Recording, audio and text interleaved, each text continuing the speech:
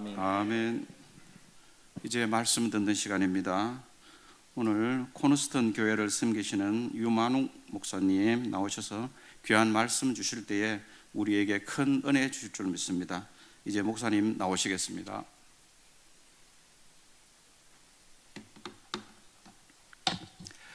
할렐루야.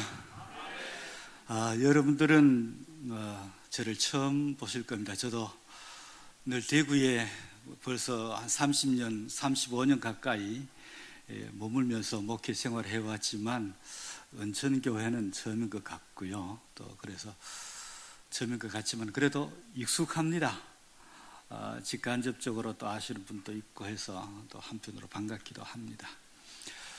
우리가 지성과 또 내 노력으로 알 수 없는 예수님을 알고 믿고 섬기며 살아가는 것, 이건 놀라운 축복입니다. 이건 기적 중의 기적입니다. 아무나 예수님을 알고 믿는 믿음의 복을 주님께서 주시는 것이 아니기 때문이죠. 여러분, 예수님을 알고 믿는 순간 모든 것이 바뀝니다. 일단 우리의 신분 자체가 바뀌죠. 영원토록 죄와 사망의 종로를 타면서 결국은 영원한 지옥 밑바닥에서 고통 가운데 살아야 될 우리들이지만 예수님을 알고 믿고 구원의 은혜를 받는 순간 모든 것이 달라집니다. 하나님의 영광스러운 자녀의 신분을 갖고 이 땅을 살아갑니다. 신분 자체가 완전히 다르죠. 영광스러운 하나님 나라 백성으로 부름받아서 하나님 나라 일꾼으로 쓰임받는 보람된 인생을 살아갈 수 있는 기회 주어집니다. 이 땅 내 노력과 수고로 먹고 마시며 사는 것이 아니고 하나님께서 하늘에서 부어주시는 하늘의 신령한 복, 이걸 받아서 이 땅 가운데서 살아가는 인생이 예수 믿는 저와 여러분인 줄 여러분 믿으시기 바랍니다. 여러분, 예수 믿는 우리는 이 세상에 속한 자가 아니고 이 세상 사람들이 말하는 그런 복된 가치관을 붙들고 사는 자 또한 아닙니다. 우리는 이미 하늘에 속한 자이고 복의 주인 되신 하나님께서 주시는 것만을 복으로 여기며 사는 자가 우리들입니다.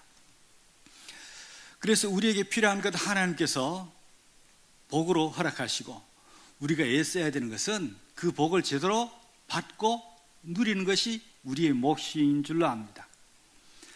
여러분, 하나님께서 우리에게 은혜와 복을 주셔야만 우리는 살아갈 수 있는 존재이지요. 그런데 하나님께서 어떤 방법으로 우리에게 복을 주시고 어떤 과정들을 통해서 은혜를 누리게 하시는지 좀 알 필요가 있습니다. 새해 시작하면서 여러분들은 나름 올 한 해는 이런 복된 새해를 살아야지, 이런 은혜를 누리며 살아야지 하면서 마음의 다짐과 더불어 마음의 소원을 가지고 주님의 교회 첫 시간부터 나와서 예배드리며 결단하며 헌신했는 줄로 압니다. 새해를 시작하면서 특별히 여러 헌신 예배를 드리는 이유 또한 여기 있습니다. 물론 하나님께 충성하고 헌신하는 것이 주 목적이지만 이왕이면 그렇게 충성하고 헌신하는 가운데 주님 예비하시는 복을 제대로 받아 누리는 것, 이것 또한 우리의 마음의 소원이거든요. 이런 소원을 갖고 오늘 또 헌신 예배를 드리는 줄로 압니다. 오늘 시설 관리부에서 헌신하시는 수고하시는 분들에 대한 헌신 예배를 드렸는데, 참 요즘 시대에 교회에서 신앙생활 하지만은 관리부 시설 관리는요, 솔직히 교회 밑바닥에서 일하시는 분이거든요. 가장 밑바닥에서 일하시는 분이신데 이를 위하여 기쁨으로 자원하면서 헌신하는 것, 그 자세가 귀하고 그 중심이 하나님 보시기에 아름답고 그 헌신이 참으로 위대하고 영광스러운 일인 줄로 믿습니다. 어떻게 섬겨야 될 것인가, 오늘 마가복음 말씀으로 함께 은혜를 나누길 원합니다. 마가복음 1장은 다른 복음서에 비해서 좀 독특한 방식으로 시작합니다. 1장 1절에 보면 이런 말씀으로 마가복음이 시작되어요. 하나님의 아들 예수 그리스도의 복음의 시작이라. 그러니까 마가복음의 저자 마가는 하나님의 아들 예수 그리스도의 복음에 대해서 말씀하고자 한다는 그런 선언으로 마가복음을 시작합니다. 우리는 성경을 평안한 가운데 이 말씀을 성경을 대하고 또 이런 말씀을 읽지만은 초대교회 당시 특히 마가가 사역한 마가가 이 마가복음을 쓸 때는 예수가 그리스도라고 예수가 하나님의 아들이라고 고백하고 말하고 증거하고 드러내고 표현한 이 자체가 현실적으로 어려웠습니다. 목숨을 건 각오가 아니고서는 힘들었다라는 거죠. 이 선언적 문장, 아예 1장 1절부터 하나님의 아들 예수 그리스도의 복음의 시작이라, 이 선언적 문장은 아무 의미 없이 상투적으로 쓰여진 말씀이 아니라는 거죠. 죽음을 각오해야만 할 수 있었던 중요한 신앙 고백에 해당합니다. 목숨을 각오하고 시작부터 하나님의 아들 예수 그리스도 복음에 대해서 말하겠다, 철저한 목적의식을 갖고 있다는 뜻이고요. 예수님이 어떤 분인지 반드시 나는 말하고야 말겠다라고 하는 강력한 의지가 담긴 고백입니다. 하나님의 아들 예수 그리스도에 대해서 말하겠다 하면서 그 예수님이 오실 길을 준비하는 자가 있는데, 그 준비한 자가 누군지 마가복음 1장에 이 부분을 먼저 소개합니다. 이제 4절 이하에 보면 선지자 이사야가 예언한 대로 세례 요한이 광야에서 이렇게 예수님이 오시는 사역, 예수님을 준비하는 사역을 하겠다 하면서 간단한 내용을 언급하죠. 세례 요한에 대해서 여러분들은 어느 정도 알 수 있을 겁니다. 알고 있습니다.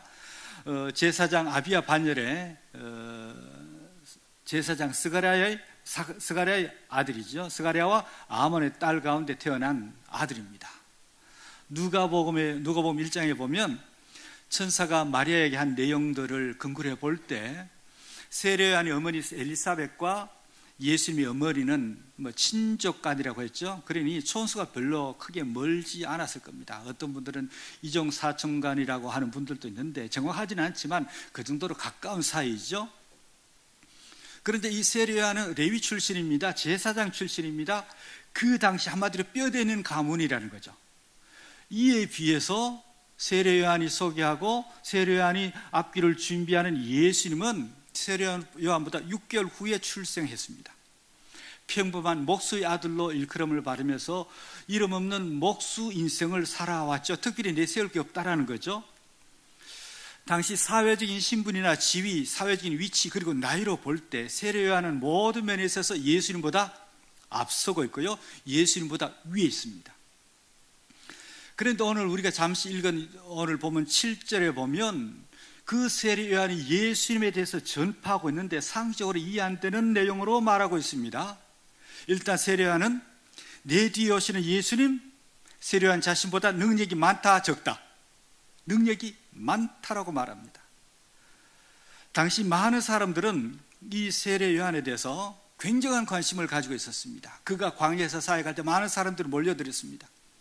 이유는 세례 요한이 누구보다 능력이 많은, 그 당시 보기 드물게 능력 많은 자로 알고 있었기 때문이죠. 누가복음 1장 17절 이하에 보면 세례 요한은 엘리사의 심령과 능력을 가졌다라고 소개합니다. 엘리사의 능력, 세례 요한이 가졌다라는 건 지금까지 어느 누구도 갖지 못한 놀라운 능력을 세례 요한이 갖고 있다라는 의미겠죠. 상식적으로 능력 많은 사람이 스승 안 되겠습니까? 능력이 적으면 한 수 배워야 되니까 능력이 적은 사람이 당연히 나이나 지위 고하를 막론하고 제자가 되어야 되겠죠.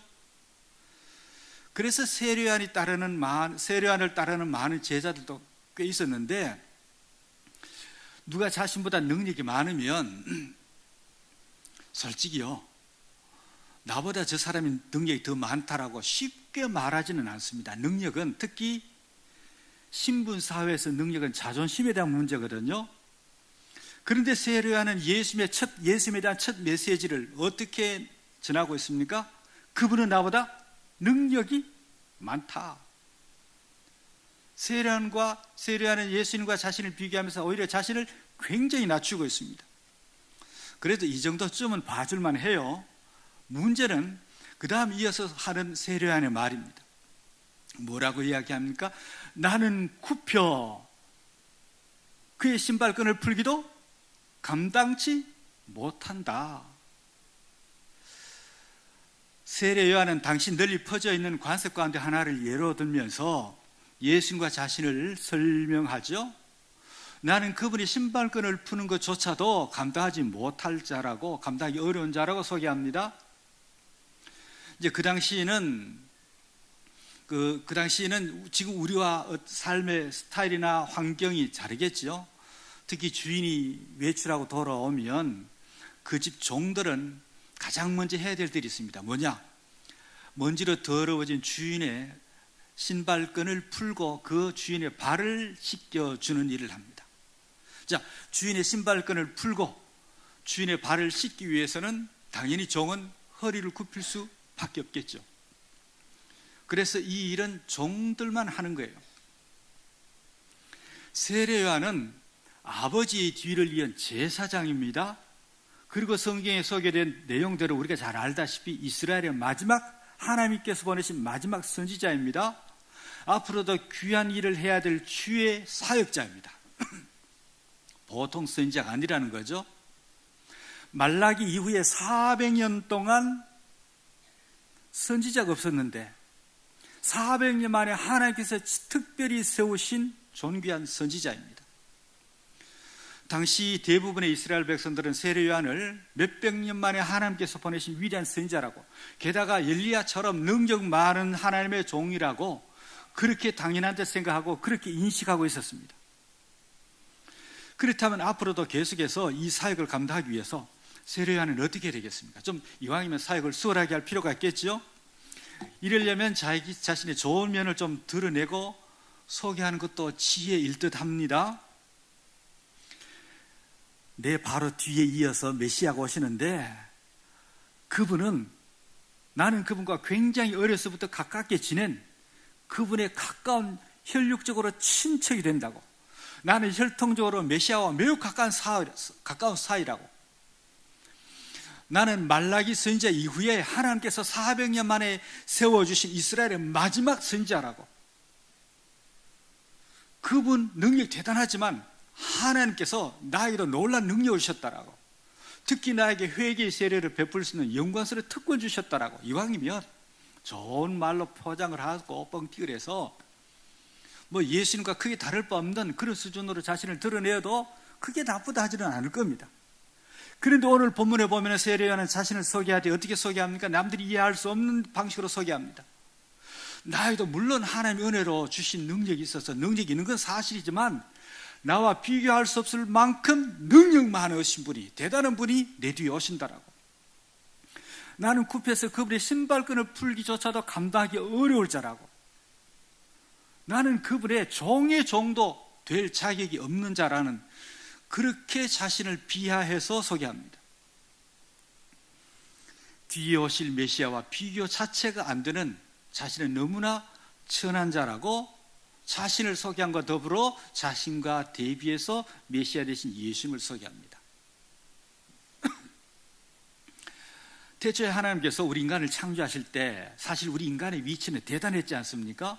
천사도 부러워했고 천사도 시기해서 타락할 정도였으니까 인간은 어떤 피조물에게 허리를 굽혀 절하거나 낮은 종의 자세로 피조물을 섬기지 않았습니다. 오히려 하나님이 만드신 모든 피조물들을 다스리고 정복하는 그런 대단한 하나님 2인자처럼 살게 해주셨죠. 아무리 덩치 큰 동물도 인간의 말에 순종합니다. 아무리 재빠른 동물도 민첩하게 인간의 말에 반응합니다. 본래 인간은 이렇게 살게 하신 하나님께만 무릎을 꿇어요. 그 하나님만 지극히 높이는 인생을 처음부터 살았습니다. 하지만 그랬던 인간이 사탄의 유혹을 받습니다. 더 이상 어느 누구에게도 허리를 굽혀 경배할 것이 아니라 오히려 자신도 하나님처럼 경배받을 수 있다라는 사탄의 유혹 앞에 결국 인간은 무릎을 꿇고 말지요. 사탄의 유혹 앞에 인간은 그때부터 하나님께 무릎을 꿇고 하나님께 순종하고 하나님만 높였던 그런 삶과 행위들을 멈추고 맙니다. 그러나 결국 그렇게 범죄하여 타락하는 순간부터 인간의 삶은 어떻게 사라집니까? 원래 세상을 정복하고 모든 동식물들을 다스리며 살았던 그 인간이 범죄하여 하나님을 떠나는 그 순간부터 세상과 환경과 문제의 지배를 받습니다. 눈앞에 펼쳐진 상황 앞에 늘 부들부들 떠는 너무나 영혼이 연약한 존재로 전락하고 말지요. 게다가 인간은 하나님을 향하여 무릎을 꿇는 존재가 아니라 너무나 어리석고 미련하게도 천한 우상까지 만들어서 돌 앞에도 무릎 꿇고 하찮은 짐승 앞에도 부들부들 떠는 너무나 비굴한 짐승과 다를 바 없는 인생으로 전락하고 맙니다. 로마서 1장 말씀대로 하나님을 영화롭게도 하지 아니하고 감사하지도 아니하고 세상과 죄악 앞에 힘없이 무릎 꿇고 살아가는 너무나 험악한 인생을 반복하면서 평생을 그렇게 살아갑니다. 결국 인간은 자기도 모르게 사탄에게 허리를 굽히고 사탄의 종된 모습으로 영적 노예 인생을 살아가죠.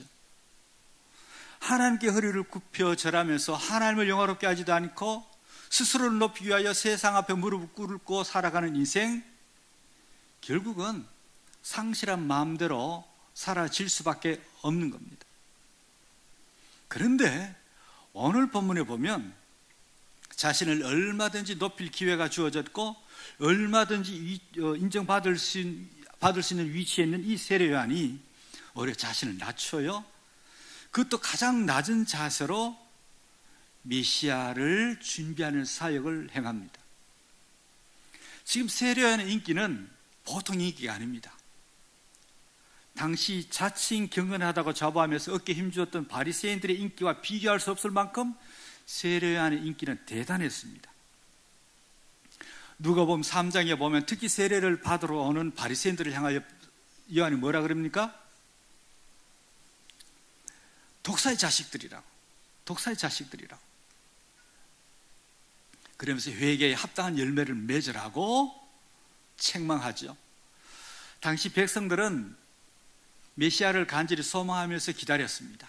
그때 세례 요한이 나타나서 백성들이 죄를 지적하면서 자신에게 세례를 받으러 오는 자들에게 이렇게, 특별히 바리새인들을 향하여 이렇게 외칠 정도로 대단했죠. 그런데 그런 모습을 본 세례 요한에게 세례를 받으러 온 많은 사람들이 생각을 합니다. 야, 혹시 저분이 혹시 그리스도가 아닌가? 누가복음 3장 15절에 이렇게 기록하고 있죠. 백성들이 바라고 기다림으로 모든 사람들이 혹 그리스도가 아닌가, 그리스도신가 심중에 생각하니 마음속으로 세례 요한을 누구로 생각했다고? 그리스도로. 혹시 저분이 메시아가 아닌가? 수많은 사람들을 광야로 끌어들일 수 있는 사람, 지난 400년 동안 그런 인물이 없었거든요. 모든 백성들이 메시아를 바라고 있었는데 지금 세례 요한의 행동을 보니 혹 저분이 하나님께서 말씀하신 보내시겠다라고 약속하신 메시아 그리스도가 아닌가, 함께 그렇게 생각하고 있었던 거예요. 그 정도로 세례 요한의 인기를 끌었다라는 거예요. 모든 사람들이 그런 모습으로, 그런 생각에 사로잡혀 세례 요한을 주목하고 세례 요한 앞으로 나오고 세례 요한을 바라보고 있을 그때, 모든 사람들이 세례 요한을 그리스도가 아닌가라고 생각하고 있을 바로 그때 세례 요한이 뭐라 그럽니까? 나 그리스도가 아니다. I'm not Christ. 나는 그리스도가 아니야. 너무나 단호하게, 조금도 주저하지 않고 자신을 부인합니다. 사람들이 자신을 주목하기 시작할 때 저 사람이 혹 메시아가 아닌가 라고 그런 모습으로 자신을 바라보고 주목할 때 나 아니야, 착각하지 마. 오히려 세례 요한은 그렇게 반복하여 사람들에게 자신을 부인합니다. 그러던 중 어느 날 자신에게 세례를 받으러 오시는 예수 이름을 바라보면서 주목하면서 수많은 사람들에게 말합니다.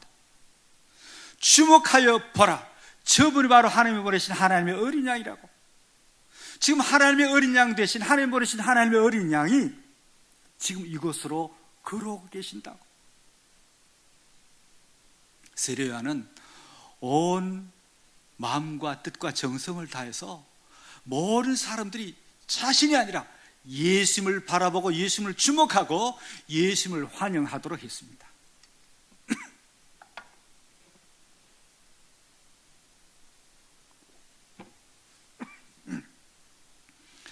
세례 안에 사람들이 자신을 주목하는 것이 아니라 모든 사람들이 저기 걸어오시는 저분이 저 예수님이 그리스도시라고, 예수님이심을, 그리스도이심을 알게 하고 예수님을 주목하고 예수님 앞으로 나오도록 했죠. 그의 고백대로 예수님을 안내하는 광야에 외치는 자의 소리였고, 예수님 앞으로 사람들이 나오게 하는 안내자임을 그는 분명히 했습니다. 자신의 정체성을 모든 사람들이 제대로 알도록 이것을 확실하게 했습니다. 여러분, 이게 바로 위대한 인생을 사는 자입니다. 자신의 모든 것을 동원해서 자신의 위치에서 예수님이 어떤 분인지 제대로 드러내는 자, 자신을 주목하는 것이 아니라 자신이 아무리 실력있고 능력있고 뛰어난 인물이라 할지라도 귀한 직분과 위치에 서 있다 할지라도 자신의 모든 것을 동원하여 자신을 드러내는 것이 아니라 자신을 그런 모습으로 사역해 주신 예수 그리스도가 어떤 분인지 알게 하고 믿게 하고 그분께로 향하도록 하는 인생, 가장 위대한 인생인 줄 여러분 믿으시기 바랍니다. 자신은 굽혀 그분이 높임받고 그분이 찬양받고 그분이 영광 받도록 하는 사역, 이게 바로 지상에서 가장 위대한 사역입니다. 여러분, 피조물인 인간의 위치는 가장 위대한 말이 뭘까요? 저나 여러분이나 우리 모두가 항상 외쳐야 되는데, 반드시 외쳐야 되는데 가장 위대한 외침이 뭘까요? 세례 요한이 요한복음 3장 30절에서 이야기하고 있잖아요. 우리 같이 읽어볼까요? 시작. 그는 흥하여야 하겠고 나는 쇠하여야 하리라. 한 번 더. 그는 흥하여야 하겠고 나는 쇠하여야 하리라. 아멘. 여러분, 물론 오후 시간 졸음도 오고 피곤도 하겠지만 이건요 선언적 고백이요 선포해야 돼요. 질러야 됩니다.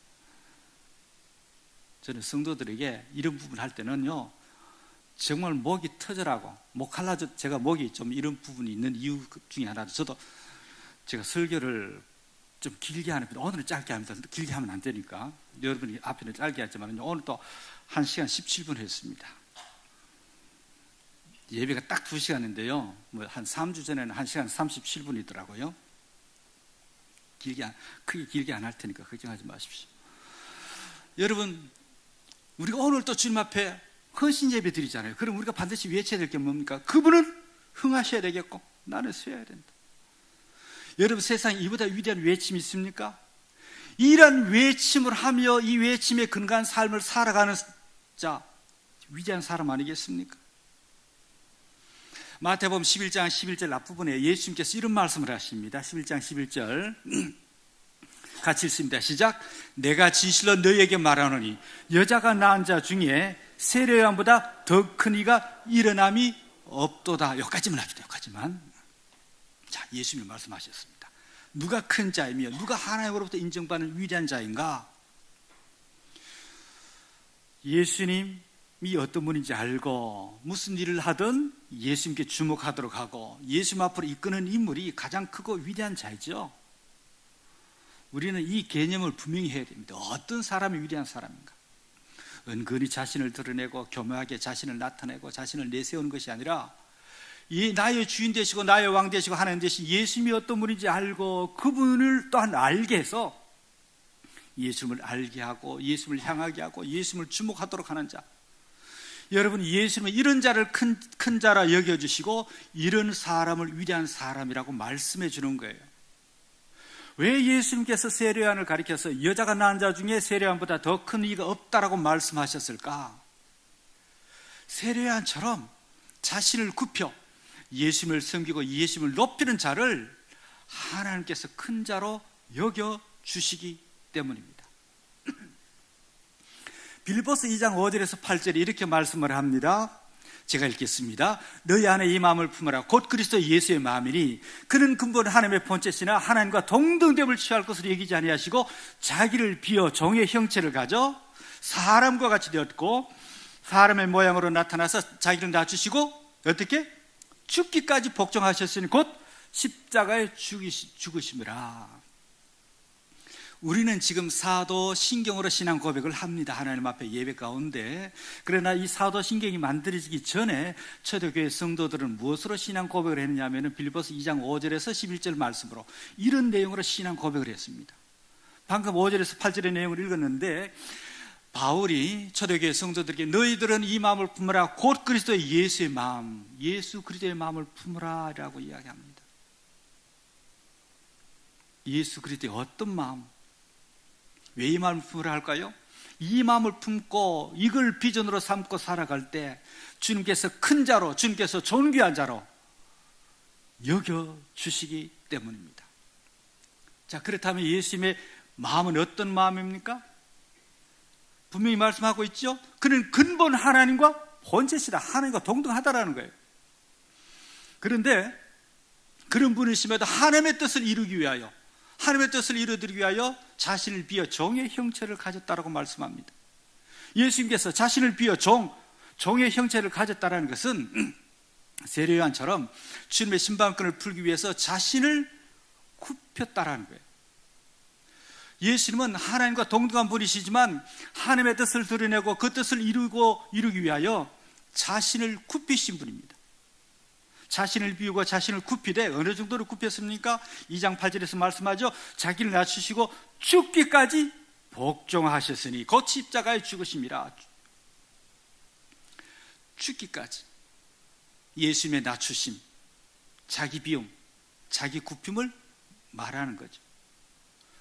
이러한 예수님을 하나님이 어떻게 하셨다라고요? 계속해서 2장 9절에서 11절 이건 같이 읽습니다. 시작. 이러므로 하나님이 그를 지극히 높여 모든 이외에 뛰어난 이름을 주사 하늘에 있는 자들과 땅에 있는 자들과 땅 아래에 있는 자들로 모든 무릎을 예수 이름에 꿇게 하시고 모든 입으로 예수 그리스도를 주라시나요 하나님 아버지께 영광을 돌리게 하셨느니라. 아멘. 아멘. 여기 보면 하나님과 동등하신 예수님께서 십자가에서 비참하게 죽으실 정도로 자신을 굽히신 이유를 분명히 말합니다. 예수 그리스도로 인하여 모든 피조물들 예수 그리스도를 출하시나요 하나님께 영광 돌리기 위함이라 정확하게 알려줍니다. 예수님 자신이 굽혀 하나님의 뜻을 이루게 되어지자 하나님의 예수님을 결론적으로 지극히 높여주셨습니다. 모든 이름 위에 뛰어난 이름 되게 하셨고 모든 자들이 예수님의 이름 앞에 꿇도록 역사해 주셨습니다. 하나님께서 자신을 굽힌 예수님을 지극히 높여주셨습니다. 그래서 예수님도 자신을 굽혀 예수님의 뜻을 이룬 자를 높여서 큰 자로 여겨주신다라는 거예요. 예수님 어떤 분이십니까? 하나님과 모든 면에서 동등한 분이시죠. 그분이 하나님의 신성과 거룩과 영광과 위엄과 존귀와 모든 부분에서 하나님과 동등한 분이시고 하나님처럼 존귀한 분이 바로 예수님이십니다. 예수님은 조금도 하나님과 비교해서 부족함도 모자람도 없는 완전하고도 완벽하신 하나님 그 자체입니다. 예수님은 영원토록 찬송과 존귀와 영광을 받으셔야 될 하나님이시고 지극히 높임 받으셔야 될 만왕의 왕이십니다. 천하 만민이 그분의 이름 앞에 무릎을 꿇어야 될 존귀한 분이시고 존귀와 영광과 찬송을 영원토록 받기에 합당한 분이 바로 예수님이십니다. 그러한 예수님께서 종의 형체인 사람으로 이 땅에 오셨고 자기를 비워 죽기까지 하나님께 복종했습니다. 가장 낮고 천한 동네로 오셨고 가장 비천한 인생을 우리를 위하여 대신 그렇게 사셨습니다. 그러나 사람들은 나사렛 갈릴리 출신이라고 예수님을 무시했고 천한 자를 여겼고 그래서 예수님을 무시해도 이건 너무나 당연하다는 식으로 사람들은 반응했습니다. 인간의 영적 무지와 교만한 마음이 오히려 예수님보다 더 높아지려 했고 예수님보다 더 앞서려고 하는 미련한 인생 살게 된 것입니다. 여러분, 십자가로 우리 인간을 섬겨주신 예수님의 섬김, 온 인류를 구원하는 가장 위대한 섬김인 줄 믿으시기 바랍니다. 예수님의 위대한 섬김, 그래서 영원토록 기념해야 되고 영원토록 찬송이 되는 보배로운 섬김이고 보배로운 찬양의 제목입니다. 예수님은 죄인을 섬기기 위하여 십자가 앞에 자기 몸을 던지셨습니다. 죄인의 심판대 앞에 무릎을 꿇으며 대신 죄값을 담당하셨습니다. 예수님의 이러한 섬김이 모든 죄인이 다시금 하나님을 향하게 했고, 예수님의 이러한 섬김으로 말미암아 다시금 죄인된 우리까지도 하나님 앞으로 담대하게 은혜의 보좌 앞으로 달려나갈 수 있도록 되어진 겁니다. 바로 이러한 예수님의 섬김의 모델이 된 자가 누구냐? 세례 요한이라는 거예요. 그는 자신을 소개하기를 광야에 외치는 자의 소리라고 했습니다. 나는 굽혀 그분의 신발끈을 풀기도 감당치 못할 자라고 고백합니다. 세례 요한의 모든 삶은 모든 사람들이 예수 바라기로 만드는 삶이었습니다. 제가 그림 하나를 좀 보여드리겠습니다. 혹시 준비되셨으면 좀 띄워주실래요? 이 그림은요, 레오나르도 다빈치가 그린 세례 요한이라고 하는 그림입니다. 그림 좀 이상하지만 그림에는 세례 요한의 손가락이 무엇을 가리키고 있죠? 이건요, 세례 요한 자신의 삶이 예수님을 가리키는 삶이었다라는 것을 표현하는 그림입니다. 여러분, 이 그림이 보여주고자 하는 바가 뭘까요? 세상의 모든 지식, 이론, 학문, 지위, 권세, 이 모든 것들은 세례 요한처럼 예수 이름을 가리키는 것이어야 한다는 뜻입니다. 예수 이름으로 행하여지는 모든 그리스도인들의 삶과 사역의 궁극적인 포커스는 오직 예수님께 맞춰져야 한다는 이런 의미입니다. 이제 내려야 됩니다. 우리 모두 2026년 새해를 주의 은혜 가운데 건강한 모습으로 출발했습니다. 그래서 오늘도 건강한 모습으로 이 5시간 여기 앉아 있잖아요. 주님의 놀라운 은혜인 줄 믿습니다. 2026년 새해의 우리의 삶도 세례 요한이 지향했던 것처럼 예수 그리스도께 초점이 맞춰져야 될 줄로 믿습니다. 그래야 올 한 해 또한 위대한 새해로, 주님의 은혜 안에서 영광스러운 새해로 사라지는 복이 우리에게 부어지는 줄 믿습니다. 주의 이름으로 하는 모든 사역, 예수 그리스도께 포커스가 맞춰져야지 은근히 자신을 드러내려고 하고 자신을 향하게 해서는 안 되는 겁니다. 그러면 가장 실패한 삶이고 패배한 삶이고 가장 무지한 삶이고 어리석은 삶입니다. 참 세례 요한을 우리가 성경에서 보면, 인간적으로 보면요, 참 불쌍해요. 참 안 됐다라는 생각이 쉽게 드는 그런 인생을 살았습니다. 그는 늦둥이로 태어나서 일찍이 부모를 잃었습니다. 비록 그는 제사장이었지만 아버지가 먼저 일찍 돌아가시는 바람에 제사장 그룹 계열에서는요, 이거 알력이 굉장히 심하거든요. 제사장이지만 성전 안에 들어가서 제사장의 직분을 제대로 감당해 본 적이 없습니다. 결국 제사장 계열에서 쫓겨난 거죠. 광야에서 낙타털옷을 입고 정 밑바닥의 인생을 불편하게 살아왔던 인물입니다. 광야에서 선지자 사역을 했지만 그 사역은 사실 길지 않습니다. 1년도 되지 않습니다. 그 이유가 뭡니까? 마가복음 6장에 소개하잖아요.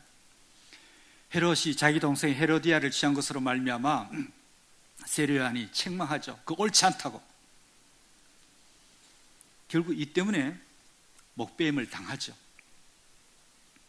세상적으로 볼 때 제대로 한번 자기 인생을, 자신의 꿈을 펼쳐보지도 못하고 불편한 삶을 마지막 순간까지 살고 마지막 순간에는 억울하게 감옥에 갇혀서 목배임을 당한 것으로 인생이 끝났습니다. 그럼에도 예수님은 그를 가리켜 여자가 낳은 자 중에 가장 크다, 세상에 이보다 더 큰 자가 없다라고 말씀해 줍니다. 그의 사역이 길든 짧든 이게 중요하지 않고 오직 하나의 목적, 예수 그리스도를 향한 삶과 사역을 했기 때문에 누가 뭐래도 그는 위대한 자였고 위대한 인생을 산 것입니다. 여러분, 지금 이 시대의 비극이 무엇이라 생각합니까? 경제가 어려우니 돈이 없는 것이 비극입니까? 건강에 여의치 못해서 늘 불편한 생활을 반복하는 게 비극입니까? 우리는 그렇게 세상적 관점으로 판단해서는 안 됩니다. 하나님 나라 관점에서 가장 큰 비극이 뭐냐? 여전히 자기 영광을 위하여 살고 자기 인기를 위해 사는 그 자체가 비극이고 불행입니다. 수단 방법 가리지 않고 자기 이름을 드러내고 자신을 향하도록 자기 영광에 목숨을 걸고 사는 거, 하나님 나라 안에서는 참 불쌍한 거예요. 왜 이게 비극이고 불행인가? 모든 인간은 자기 이름과 자기 영광을 지향하는 그런 존재로 창조된 게 아니기 때문이죠. 오직 하나님만 지향하고 예수 그리스도께로 향하는 존재로 만들어졌기 때문입니다. 먹든지 마시든지 무엇을 하든지 다 무엇을 위해서, 누구를 위하여? 하나님을 위해서, 하나님의 영광을 목적으로 해라. 여러분, 예수를 그리스도로 알고 믿는 자, 예수님이 나의 주, 나의 하나님이심을 진실되게 고백하며 인정하면서 그렇게 삶을 살아가는 자를 가리켜서 사실 그리스도인이라, 성도라고 부릅니다. 성도라고는 이름은요, 사실 굉장히 귀한 이름입니다.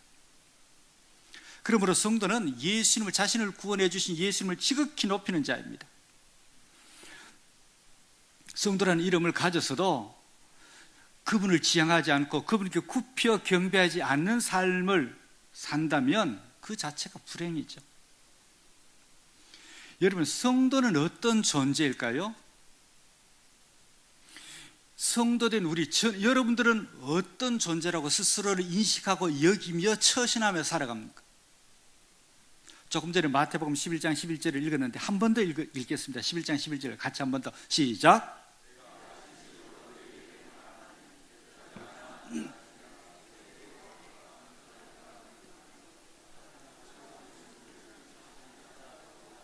그보다 크니라. 아멘. 예수님께서 여자가 낳은 자 중에 세례보다 큰 이가 있다 없다? 없다. 그러나 한 번 더 띄워주실래요? 그러나 천국에서는 누가 크다? 지극히 작은 자라도 그보다 크다. 지극히 작은 자라도 세례요한보다 크다라는 이해 안 되는 말씀을 하십니다. 천국에서는, 하나님 나라에서는 지극히 작은 자라도 세례요한보다 더 크다, 더 위대하다.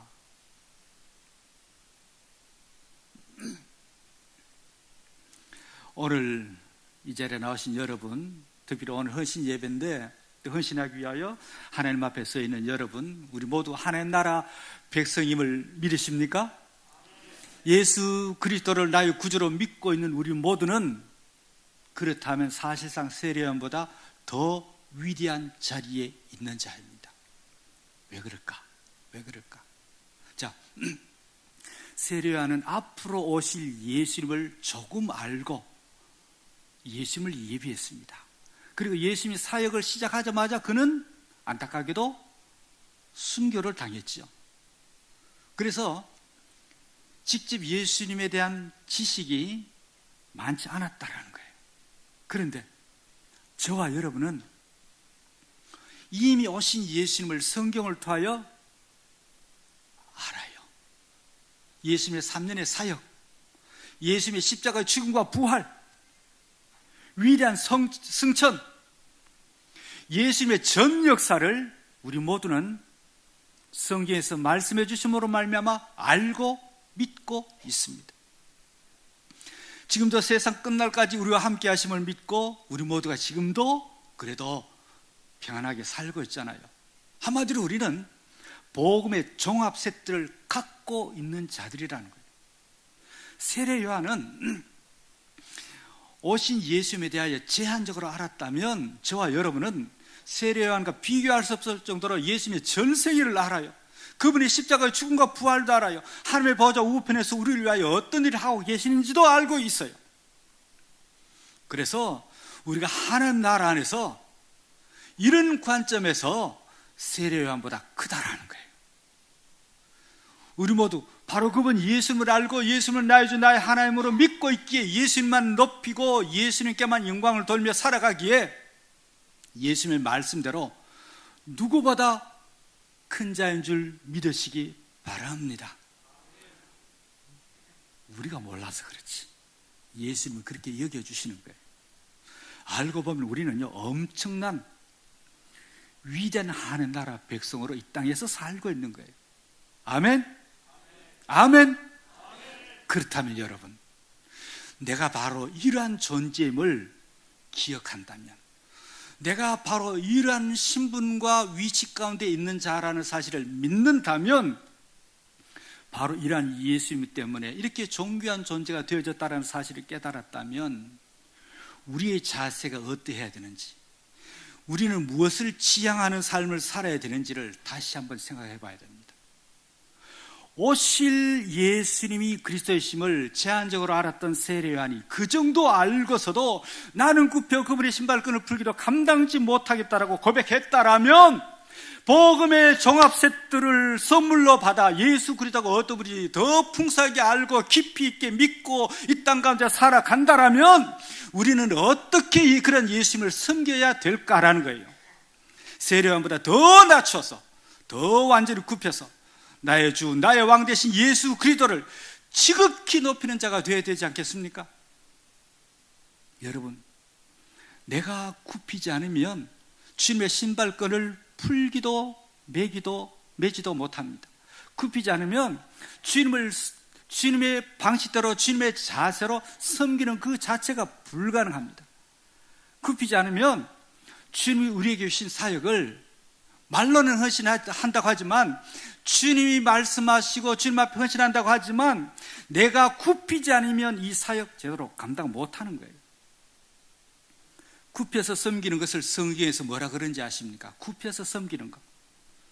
성경에서 굉장히 중요하게 사용되는 단어가 하나 있는데, 그게 바로 디아코니아입니다. 디아코니아, 아마 들어보셨을 거예요. 디아코니아가 뭐냐면 봉사, 섬김이라는 단어입니다. 이 디아코니아는 무엇을 통하여라는 디아와 먼지라고 하는 코니아의 합성어입니다. 그러니까 먼지를 뚫고 봉사한다, 먼지를 뒤집어 쓰고 봉사한다, 이 의미가 디아코니아입니다. 먼지를 마셔가면서 분주하게 움직이는 섬김과 봉사가 교회에서 말씀하는 봉사고 섬김이라는 거예요. 밖에서 돌아온 주인의 신발의 먼지를 일일이 다 떨기 위해서 허리를 굽혀 먼지를 마시면서 봉사하고 섬기는 것, 디아코니아 섬김입니다. 이 디아코니아 섬김이란 결국은 허리를 굽힌다라는 거죠. 성경에서 섬김이란 단어만큼 위대하신 예수 그리스도를 정확하게 표현하는 말도 별로 없을 거예요. 디아코니아, 디아코노스, 섬김 명사로. 이것이 바로 알고 보면 디아코노스, 섬김, 예수님께서 걸어가신 길입니다. 예수님은 만왕의 왕이시지만 디아코노스의 모습으로 섬기셨습니다. 종의 삶을 사셨습니다. 그래서 예수님은 예수님의 섬김을 담고 본받아 섬기는 자를 크다 말씀하시고 위대하다 인정해 주는 거예요. 나는 굽혀 감당하지도 못하겠습니다라고 할 정도로 자신을 지극히 낮추는 자를 예수님은 감사하게도 은혜의 대상으로 삼아 줍니다.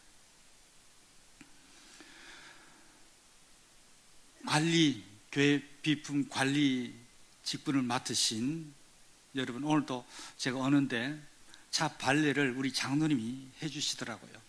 보통 보면 다른 교회 가면 이제 부목사들이 이제 해주기 때문에, 부교회자들이 해주기 때문에 저도 그렇게 생각했는데 착각했는데 안 했더라고요. 얼마나 감사한지 모르겠습니다. 요즘요, 교회 건물도 그렇고 시설도 그렇고 옛날하고 다르잖아요. 옛날에 우리 집도 그랬잖아요. 옛날에 밥그릇 있고 국그릇 있으면 끝났는데 요즘은 왜 그렇게 그릇이 많고,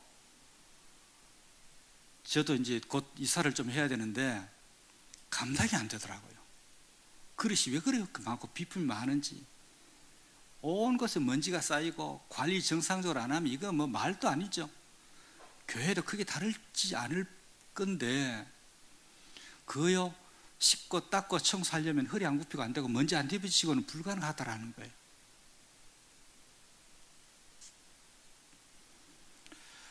주님의 진정한 은혜를 입었다면 우리 모두 디아코니아 모습으로 예수님 자세로 세례요한처럼 섬겨야 하지 않겠습니까? 디아코노스가 바로 교회에서 섬기는 자, 교회 모든 직분에 섬기는 자죠. 목사도 장로, 집사, 권사도 다 섬기는 자죠. 나는 굽혀 나보다 남을 낮게 여기는 것, 나는 쇠하고 예수님이 흥하도록, 예수님 높임 받도록 하는 것.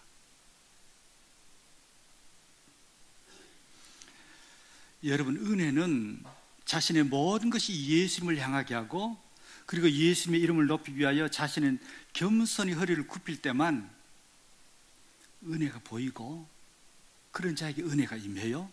은혜가 공급되어서 은혜를 누리는 인생 살게 됩니다. 우리 언천교회 성도 여러분, 저는 이제 군선교 사역을 한 20년 넘게 해왔기 때문에 옛날부터 이제 김영철 목사님 좀 가까이서 좀 모시고 또 잘 알았습니다. 그러면서 목사님의 인품이라든지 사역을 보면서 참 언천교회 성도들이 이제 귀하구나, 이런 사역을 이렇게 힘있게 능력있게 잘 감당하시는구나 하면서 좋은 이미지를 솔직히 오래전부터 갖고 있었습니다. 우리 김남철 목사님은 또 신대원 동기여서, 친구여서 또 저분 인품도 또 알고 있어서 그래 참 귀한 교회구나 하면서 나름 어떤 기대와 설렘을 갖고 왔습니다. 그런데 오늘 이런 시설 관리를 하는 헌신을 위한 헌신 예배를 드린다 하니까 너무 감사하더라고요. 기대가 되어지고. 그래서 은천교회는 이 지역의 모델이고 주님이 기뻐하시는 일을 즐겁게 하는 빛의 역할을 하는 교회구나라는 생각을 갖고 왔습니다. 기대에 어긋나지 않다라는 사실을 제가 또 확인하게 되어서 너무 여러분에게도 감사를 드립니다. 주님께서 여러분을 특별히 사랑하시고 은혜를 넘쳐도록 부어주실 것입니다. 주님께서 그렇게 부어주시를 원하시는 교회인 줄로 믿습니다. 앞으로 이 시대에 위대한 성도로, 위대한 교회로 쓰임받을 수 있기를 축복합니다. 이를 위해서 여러분 모두가 세례요한처럼, 그리고 예수님처럼 나는 굽혀, 이 신앙 자세만을 잘 취할 수 있기 바랍니다. 이게 가장 위대한 자세입니다.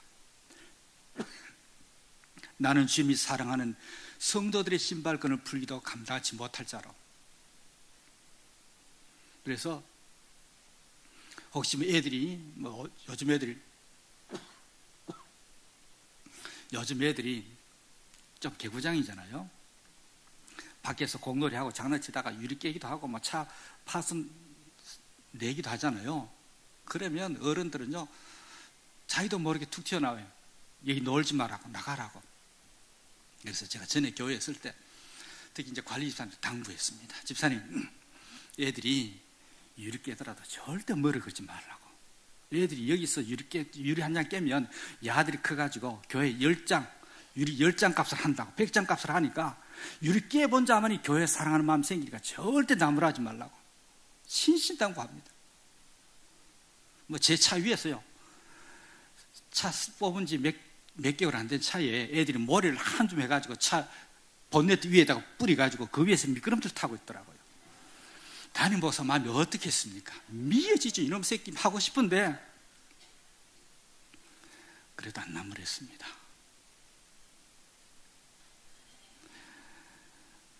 시설 관리 직분을 맡아서 섬기는 분들은요, 주님의 마음 없이는 힘들어요. 그러나 그렇게 섬길 때 진짜 주님께서 기뻐하십니다. 물론 대표적으로 그분들의 교회를 섬기겠지만 예수님을 주로 모시는 우리 모두가 이렇게 섬길 때 분명히 은천교회는 놀라운 역사, 위대한 주님의 역사가 일어나는 줄로 믿습니다. 이제부터 은천교회가 이 시대와 이 지역에서 모두 주님 앞에 즐겁게 굽히고 적극적으로 굽혀서 이 시대에 주님을 지극히 높여드리는 교회, 주님이 지극히 높임받는 그런 교회, 그런 교회로 잘 세워나가시고 섬겨나가서 이 시대 가운데 주님이 예비하신 복을 가장 풍성히 받는 축복의 준공 다 될 수 있기를 예수님 이름으로 축복합니다. 하나님 아버지 감사합니다. 어려운 시대 속에 살아가면서 저희들은 어떤 자세로 교회를 섬기게 될지 순간순간 잊어버립니다. 형편에 쫓아서 교회를 섬기고 살아갈 수밖에 없는 그런 안타까운 시대 속에 살고 있지만 세례 요한처럼 그리고 예수님처럼 가장 낮은 자세로 먼지를 덮어쓰고 잘 섬겨서 위대한 자라 훌륭한 인생을 살았노라 인정받는 은총교회 성도들 되게 하시고, 이를 위하여 헌신하는 우리 성도들 앞에 하늘 문을 여시고 놀라운 복으로 채워 주시옵소서. 예수님 이름으로 기도하옵나이다. 아멘.